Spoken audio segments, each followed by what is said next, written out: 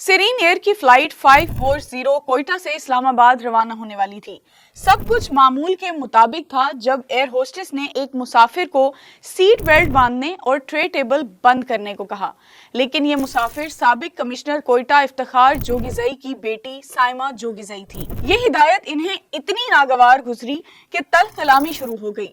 پھر معاملہ بڑھا اور اچانک سائمہ جوگیزئی نے ایئر ہوسٹس کو مکہ دے مارا، جس کے نتیجے میں ایئر ہوسٹس زخمی ہو گئیں، ناک سے خون بہنے لگا اور ایک دانت بھی ٹوٹ گیا۔ پائلٹ نے کنٹرول ٹاور سے رابطہ کیا اور طیارہ واپس رن وے پر آ گیا۔ ایئرپورٹ سیکیورٹی فورس نے باپ بیٹی کو آف لوڈ کر دیا۔ تب بھی لگ رہا تھا کہ معاملہ قانون کے مطابق چلے گا، مگر پھر وہی طاقت کا کھیل شروع ہوا۔ دباؤ آیا، سابق کمشنر کوئٹہ اور ان کی بیٹی نے چند گھنٹوں بعد معافی نامہ لکھا اور چلے گئے۔